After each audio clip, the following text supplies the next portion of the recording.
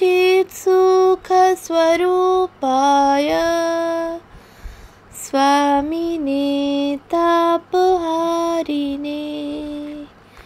পূজনীয়া ভগিনী নিবেদিতার রচনা স্বামীজিকে যেরূপ দেখিয়াছি গ্রন্থ থেকে পাঠ।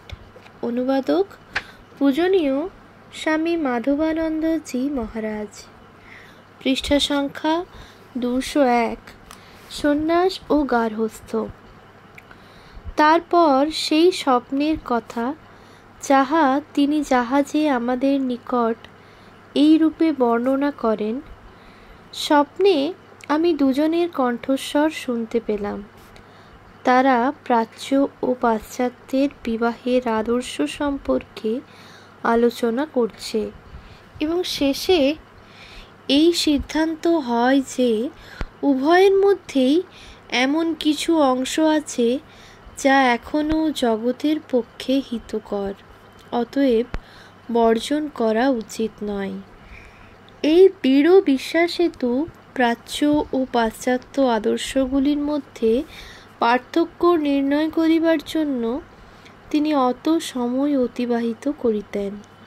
তিনি বলেন, ভারতবর্ষে পত্নী স্বামীকে যেরূপ ভালোবাসে, পুত্রকে পর্যন্ত স্বপ্নেও সেরূপ ভালোবাসতে পারে না। তাকে সতী হতে হবে। কিন্তু স্বামী মাতাকে যত ভালোবাসে, স্ত্রীকে তত ভালোবাসতে পারবে না। সুতরাং ভারতবর্ষে পরস্পর আদান প্রদান রূপ ভালোবাসা প্রতিদান শূন্য ভালোবাসার মতো উচ্চ স্তরের বলে গণ্য হয় না। ওটা যেন দোকানদারি। স্বামী স্ত্রীর সব সময় পরস্পরের সান্নিধ্য লাভের আনন্দ ভারতবর্ষে উচিত বলে গ্রাহ্য হয় না। পাশ্চাত্যের কাছে এটা আমাদের নিতে হবে। আমাদের আদর্শকে তোমাদের আদর্শ দ্বারা একটু তাজা করে নিতে হবে, আর তোমাদের আমাদের মাতৃভক্তির খানিকটা নেওয়া প্রয়োজন।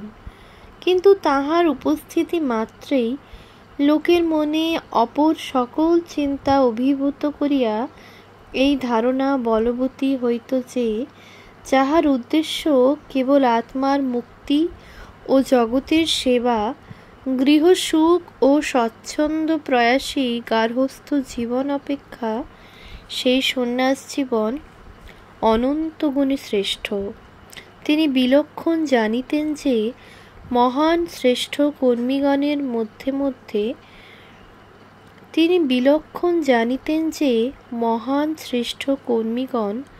মধ্যে মধ্যে পোষ্যবর্গের দ্বারা পরিবেষ্টিত থাকিবার প্রয়োজন অনুভব করেন।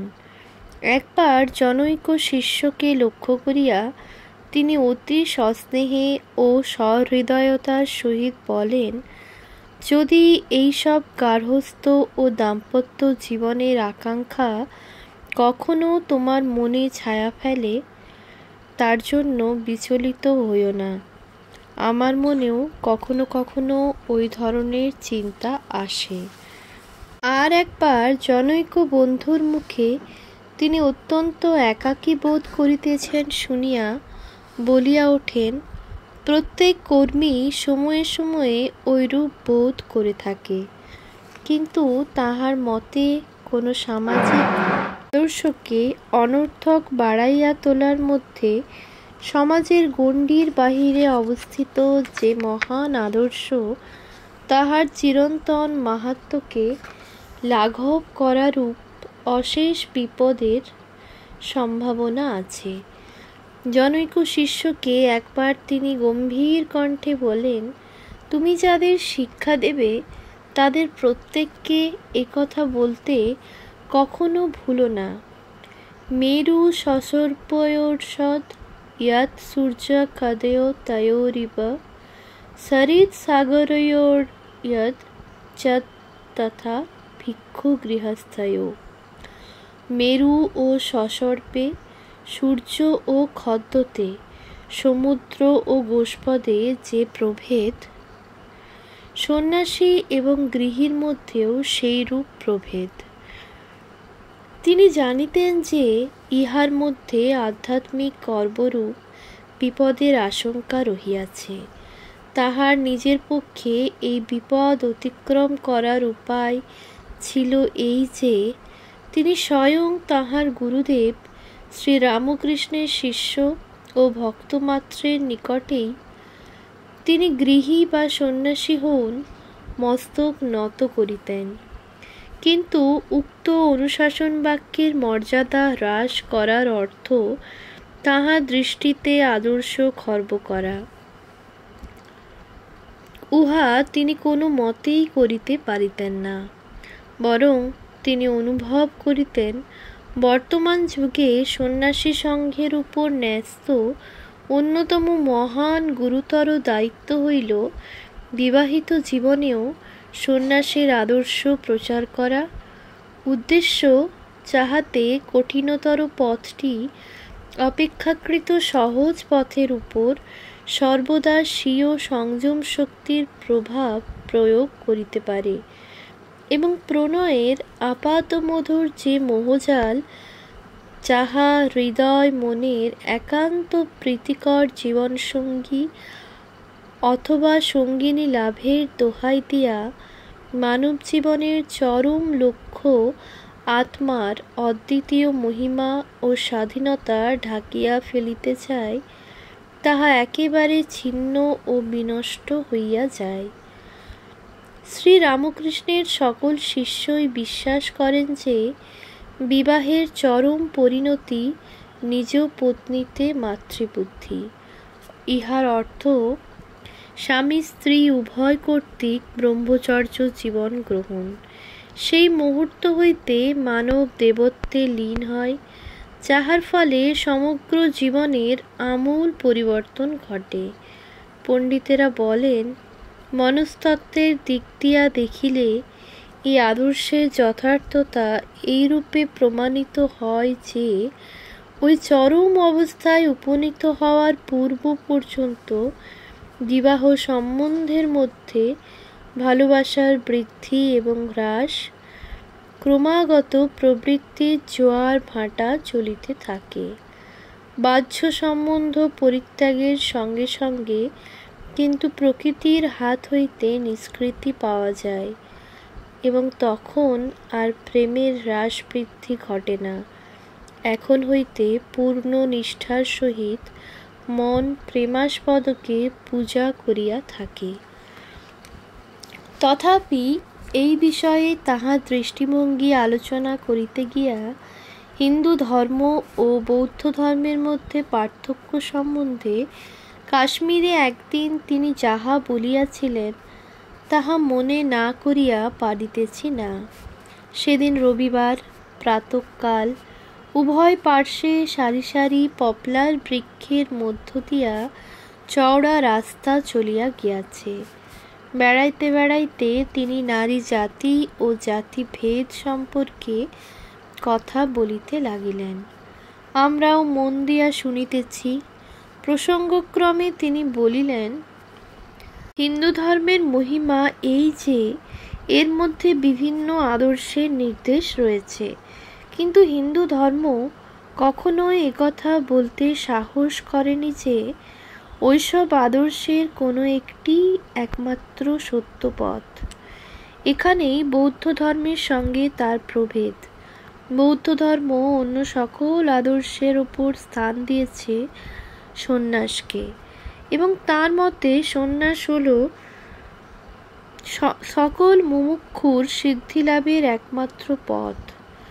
মহাভারতে এক যুবক সাধুর গল্প আছে।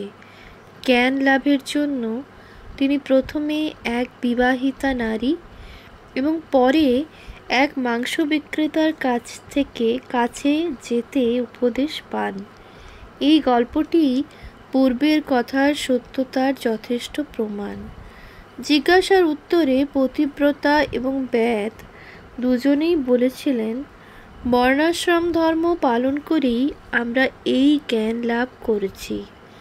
উপসংহারে স্বামীজি বলেন, দেখছ, এমন কোনো জীবিকা নেই যার দ্বারা ভগবানের কাছে যাওয়া না যায়। তাকে লাভ করা শেষ পর্যন্ত কেবল প্রাণের ব্যাকুলতার উপর নির্ভর করে। জীবনে আদর্শ পবিত্রতার প্রকাশ অনুযায়ী সকল জীবনের মহত্ব নির্ধারণ করিতে হয়। এই বিষয়টি মতবাদ হিসাবে স্বামীজি সত্য বলিয়াই গ্রহণ করিতেন, কিন্তু উহার কদর্থ করিয়া যে মিথ্যা দাবি করা হইয়া থাকে যে বিবাহ শুধু ধর্মলাভের উদ্দেশ্যেই অনুষ্ঠিত হইয়াছে, সাধু হিসেবে স্বামীজি এই সকল উক্তি বিষবৎ জ্ঞান করিতেন।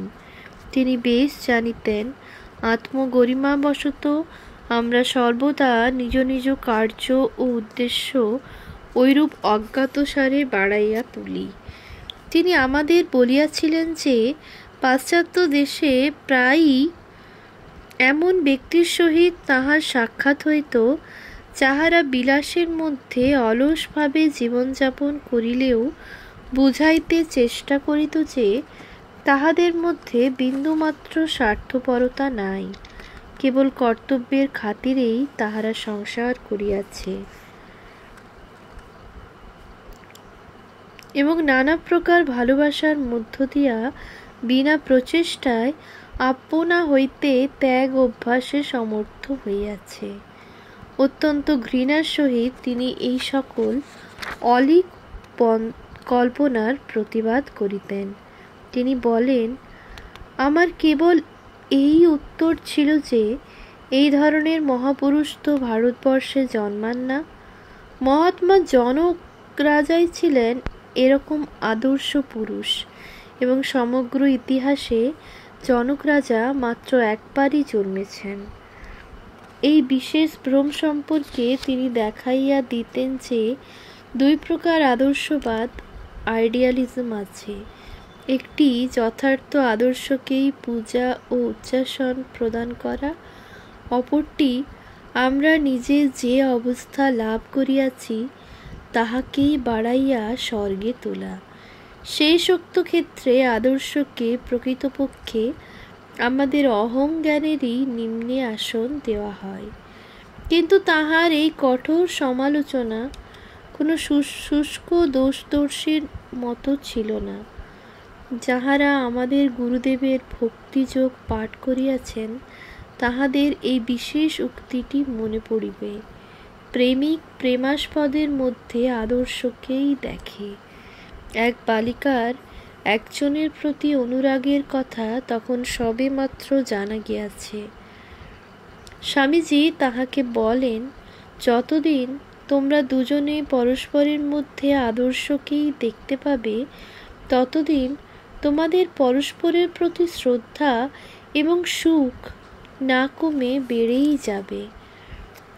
আমাদের গুরুদেবের বিশেষ পরিচিত ব্যক্তিগণের মধ্যে এক প্রৌঢ়া মহিলার কিন্তু এই বিশ্বাস ছিল যে সন্ন্যাস ধর্মের প্রতি প্রগাঢ় নিষ্ঠাবশত বিবাহিত জীবনের পবিত্রতা ও উপকারিতা স্বামীজি যথার্থ বিচার করিতে পারেন নাই। উক্ত মহিলা বিবাহিত জীবনে অসাধারণ সুখভোগের পর দীর্ঘকাল বৈধব্য জীবন যাপন করিতেছিলেন।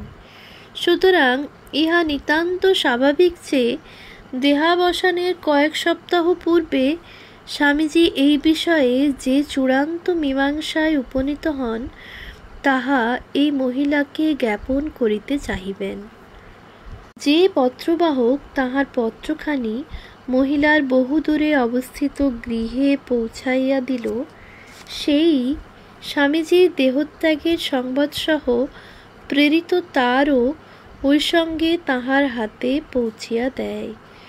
কে জানিত পত্রখানি এরূপ দারুণ শোকের সময় যাইয়া উপস্থিত হইবে।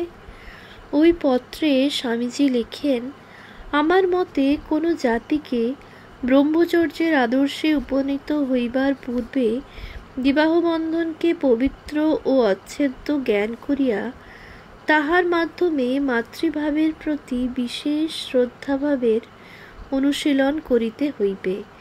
রোমান ক্যাথলিক ও হিন্দুগণ বিবাহ বন্ধনকে পবিত্র ও অচ্ছেদ্য জ্ঞান করিয়া প্রভূত শক্তিশালী মহা শুদ্ধ সত্ত্ব পুরুষ ও নারী সৃষ্টি করিয়াছে।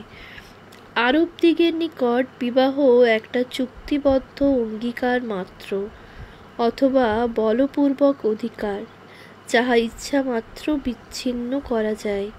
ফলে আমরা সেখানে চিরকুমারী অথবা ব্রহ্মচারীর আদর্শের বিকাশ দেখি নাই।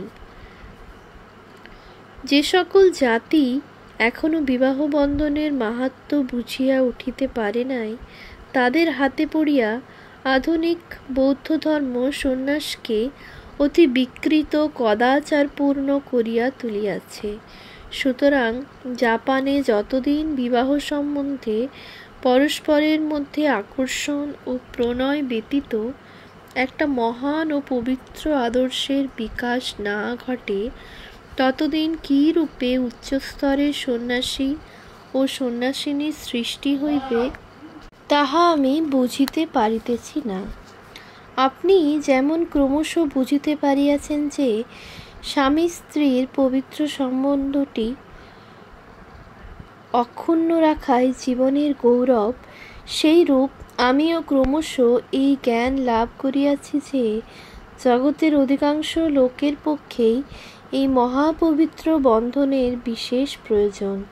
তাহা হইলেই কয়েকজন শক্তিশালী আজীবন ব্রহ্মচর্য ব্রতী পুরুষ ও নারীর উদ্ভব হইতে পারে।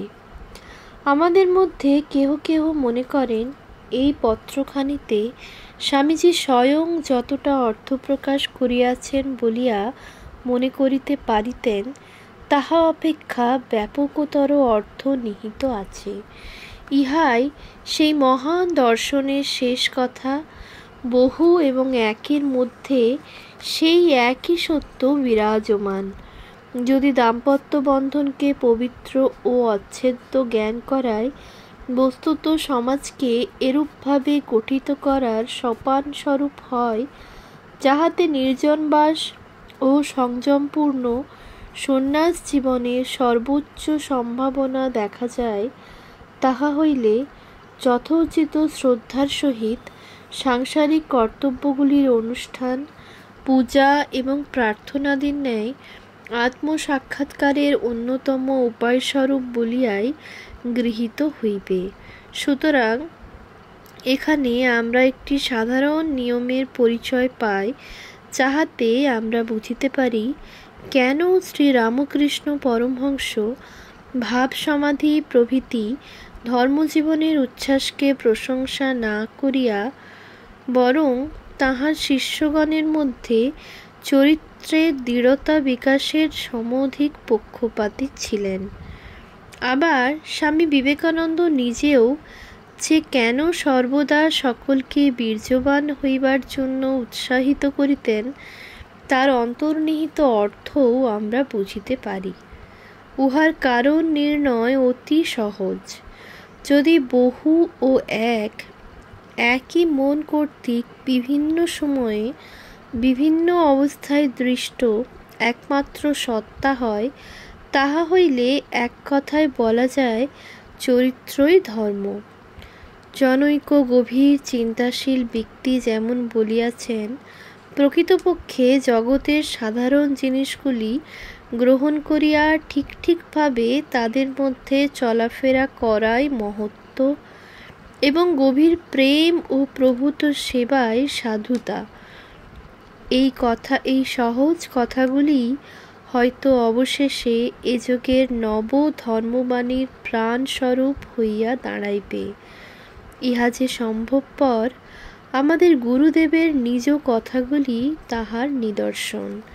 সর্বোচ্চ সত্য সকল সময়েই অতি সহজ। ওম শান্তি শান্তি শান্তি। হরিঃ ওম তৎসৎ। শ্রীরামকৃষ্ণার্পণমস্তু।